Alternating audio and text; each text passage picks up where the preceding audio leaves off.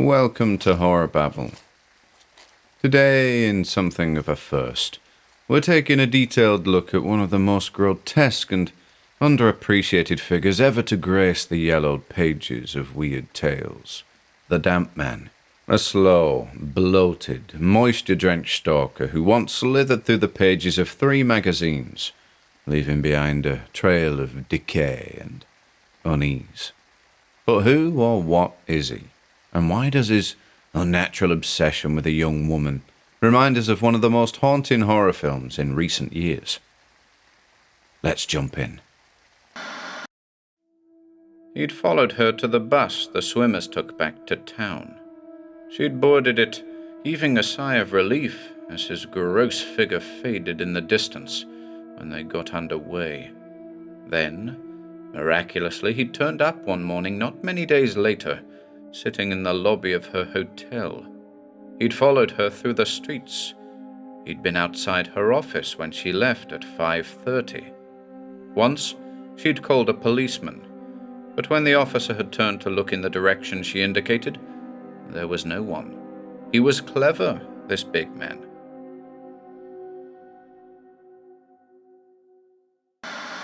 Regular HorrorBabble listeners will recognize Weird Tales as one of the most notable pulp magazines of the early 20th century, largely responsible for the success of writers such as H.P. Lovecraft, Robert E. Howard, and Clark Ashton Smith. Alison V. Hardin, a pseudonym for the mysterious figure Jean Milligan, contributed several stories to Weird Tales throughout the 1940s and early 50s. Despite this, little is known about her life or inspiration. This being the case, we have to look to the stories themselves for answers to our lingering questions. The grotesque Damp Man appears in 3 stories: The Damp Man, 1947, The Damp Man Returns, 1947, and The Damp Man Again, 1949. The stories follow journalist George Pelgrim and swimmer Linda Mallory as they encounter a monstrous figure who seems to have cultivated a bizarre obsession with the latter. In the July 1947 edition of Weird Tales, we first encounter the Damp Man on the dark streets of a rain-soaked New York City. And so begins a relentless pursuit across the city, upstate New York, and across the border into Canada. So what are the characteristics of this nightmarish figure? The physical horror of the Damp Man is deeply unsettling. His sagging, soaked flesh clings to his bloated frame, as though he's absorbed far more water than any human body should be able to hold. His skin glistens with that unnatural wetness, leaving traces of dampness wherever he goes. His fingers are swollen, his movements sluggish, yet his presence is suffocatingly inescapable. Closer, he was appalled by the repulsiveness of the man. The eyes were one color black. They had no depth, no expression.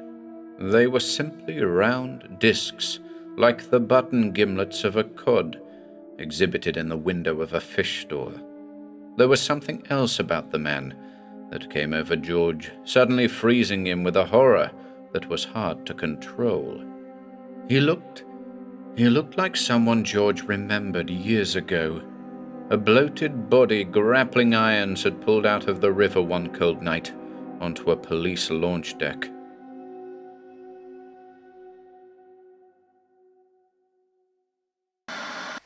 And he doesn't lunge or attack in a frenzy.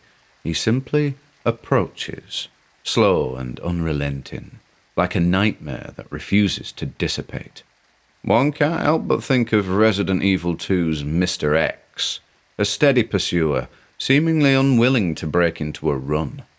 And like James Cameron's The Terminator, there's no reasoning with the Damp Man, no escaping his attention once it's fixed. He doesn't chase in a traditional sense. He looms, waits, and advances with the eerie patience of something that knows it will win in the end. George Pelgrim, despite his investigative mind, just can't shake the feeling that he is always too late, that the damp man is already closing in, no matter how far they flee. But it's the damp man's fixation on Linda that makes him especially insidious. Unlike a mindless monster, his obsession has an unnatural intent. He's not simply attacking, he's claiming. He watches her with a grotesque fascination, his wet presence infiltrating her world. The horror lies not just in the fear of physical harm, but in the looming inevitability of being taken by something one can't understand or resist. The damp man has many elements of Lovecraftian horror. Milligan was undoubtedly familiar with the works of her predecessors. He's a force that defies logic, something that shouldn't exist, yet moves through the world with a terrible purpose. He's a nightmare that persists, a figure that erodes the will of those he hunts, dissolving hope like water wearing down stone. And what is it about water, anyway? Water has long been associated with purification, renewal, and life itself. In myth and literature, it's the source of rebirth, the element that cleanses sin and corruption. But in the world of the damp man, water is not a force of renewal. It's a harbinger of degradation. The damp man doesn't merely exist within the wet. He's an extension of it, a figure saturated in an unholy dampness that seeps into everything around him. His bloated flesh suggests something that should have long since dissolved, yet still persists, his clammy touch a mark of contamination. This recurring idea of decay manifests itself most disturbingly in his fixation on Linda. She isn't being hunted so much as she is being chosen, marked for something beyond her comprehension. There's a profound horror in this, not simply the fear of being caught, but the realization that escape may never have been an option to begin with. The damp man is inevitable. His presence lingers, saturating Linda's reality like the oppressive dampness in the air. The big man was still grinning, and one hand came up and touched a cheek. The hole there was apparent, but what was oozing out, slowly, thickly, almost like honey, was not blood. It could not be blood, for it was not red. It was a neutral-colored liquid, strange and terrible to see, as it was inexplainable. An almost whitish, thick, serum-like substance.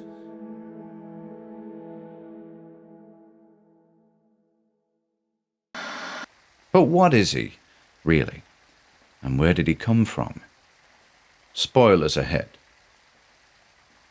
We eventually learn that the damp man is a wealthy figure by the name of Lothar Remsdorf Jr. Despite his repulsiveness, he is one of the wealthiest men in the country, using his fortune to relentlessly pursue Linda, bribe authorities, and even buy the newspaper The Gazette to silence journalist George Pelgrim. With money, hired thugs, and legal influence at his disposal, Remsdorf is practically untouchable. It turns out his strange condition is the result of experiments conducted by his deranged scientist father, who transformed him into a 400-pound mass of waterlogged flesh with no blood and compressed organs. A veritable monster, Remsdorf shrugs off bullets, survives being struck by a car, and kills with inhuman strength. He's not a man, but something unnatural, something that absorbs rather than bleeds. His ultimate goal is to breed a new race, eliminating those he deems unworthy. We've seen a lot of stalker horror over the years, from the previously mentioned Mr. X and the Terminator to the likes of Robert Harmon's The Hitcher, in which a seemingly motiveless hitchhiker commences a game of cat and mouse with a hapless young man on an errand across the desert. But there's just something about the atmosphere of the damp man, the setting, particularly in the first story, that makes me think of David Robert Mitchell's It Follows.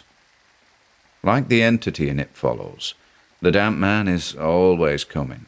No matter how far Linda runs, No matter how much distance she puts between herself and this bloated stalker, the result remains unchanged. He's a force as unrelenting as the tide, creeping ever forward. And Linda, like those pursued by the entity in It Follows, is left to the horrifying realization that she is merely buying time rather than securing her escape. It's this slow, patient horror that makes both The Damp Man and It Follows so deeply unsettling.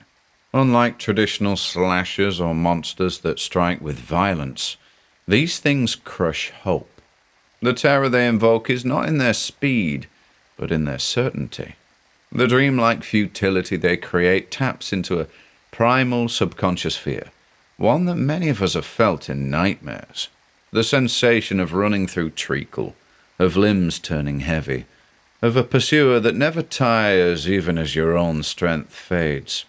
It's a horror not just of physical danger, but of helplessness, of the creeping certainty that no matter what you do, the outcome is fixed. They're coming. They have always been coming.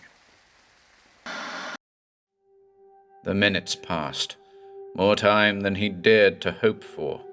She was well away by now, nearly to the municipal airport, he thought. And then out of the shrubbery loomed Lothar Remsdorf, the clothes on his huge bull-like body more rumpled than ever, hands hanging at his sides, his black hat clamped tight on his head. He came forward slowly, and what light there was reflected from the stars and the sky glanced off the dull barrel of Pilgrim's revolver.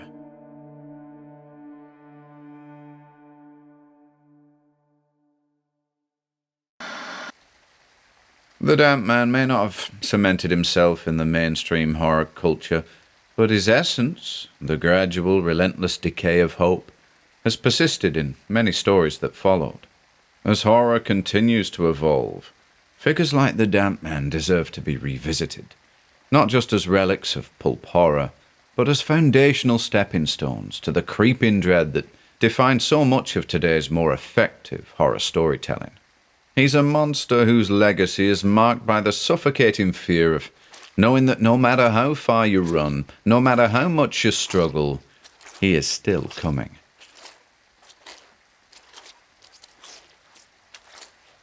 Thanks for listening today, folks, and be sure to visit the description below for a link to the Damp Man trilogy, available to listen to in full here at HorrorBabble.